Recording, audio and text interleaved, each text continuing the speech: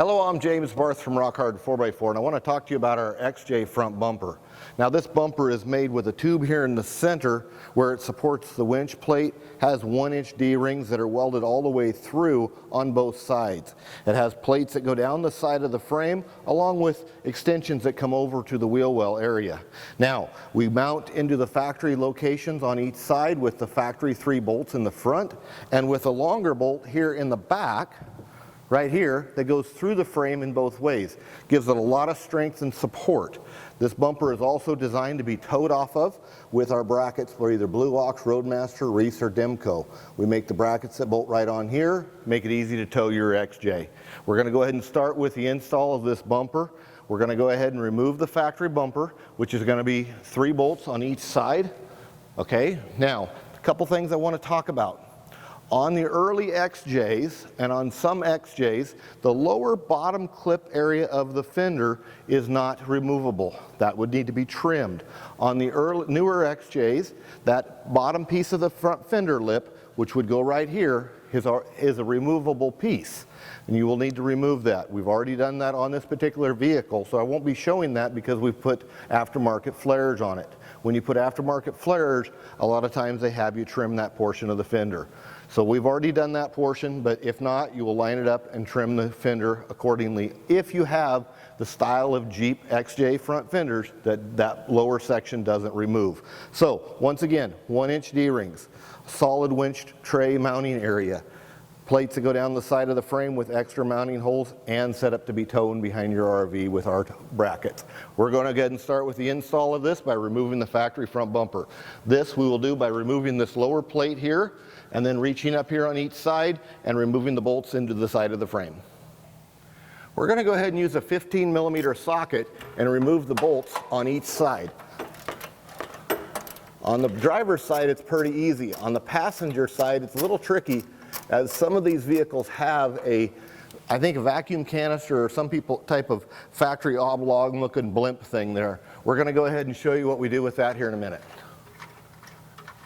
We're going to go ahead and remove this vacuum pod here, which will allow us to get to the 3 bolts, once again using a 15mm socket there, once we remove that, which will allow us to remove the front bumper.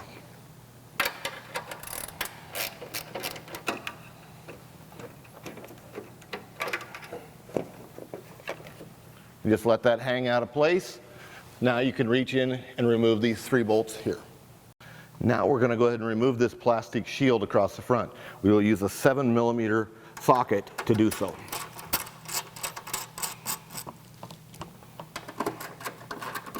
One of the things I want to talk to you about is when you remove the lower mounting of this flare right here, on certain XJs, you'll have to make a little strap sometimes to hold this canister. That's what we did. This is normally connected to the lower portion of the fender, but when we cut it on this particular Jeep, we made a little strap to hold that. You may or may not have to do it. It depends on how your Jeep is exactly set up originally factory. Now that we got the factory bumper off, here's our mounting locations for the 3 bolts. And then the last one is going to be back here. We're going to go ahead and put our Rock Hard 4x4 bumper in place and start the 3 bolts on each side. Now we've went ahead and reinstalled the factory 3 bolts here on the frame. We're going to take our larger bolt here, go back to this hole that goes through the frame, which you're going to install a nut and a washer on the back side of the frame.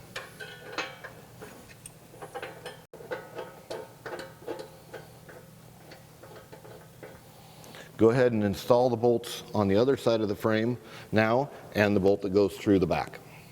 Hello, I'm James Barth from Rock Hard 4x4, and we're continuing the installation here of our XJ front bumper. Now we're going to go ahead and add a winch tray to it. Now this winch tray fits the Rock Hard 4x4 ZJ and XJ front bumper. It mounts onto the back through these mounting bolts here with this heavy-duty 3/8 tabs, and it is designed here with the standard winch mounting for any of your 8 and 10,000 pound and 12,000 pound Warren standard and or other brand of winches.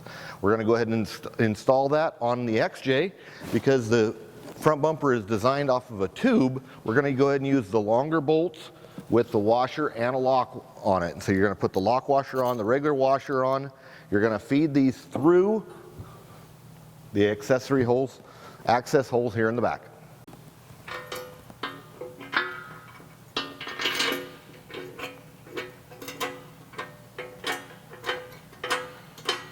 go ahead and use the 4 7/16 bolts. On the XJ, you'll use the longer ones that are in the hardware kit, and on a ZJ, you'll use the shorter ones. Use a 5/8 socket and an extension, and go ahead and tighten them up into the bumper at this point. We're going ahead and continue on this XJ build. Installed the front bumper, we've installed the winch tray, we've installed the winch, and now we're going to go ahead and put our brush guard on. This is all options that you can add on to our front modular bumper. We went ahead and removed the plastic plugs here from the holes. We're going to go ahead and use these shouldered style of bolts where they go into the front brush guard to make a nice good look. And that we're going to use in a 1/4 inch Allen, and you're going to use a 3/4 on the back side of the bumper. We're going to go ahead and install that now. Some people have asked what the material is of this. This is made of 1.5" material.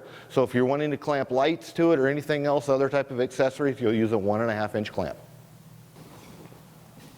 Now we went ahead and installed the brush guard onto the front of the bumper.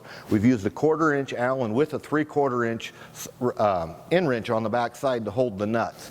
Now, when you're putting this on, when we weld these together, sometimes you do get a little bit of warpage. Like for instance on this one here, when we put it on, I just simply put a punch in the hole, pulled it in place, and put a bolt here. That held it in place while we were able to put the other one in place.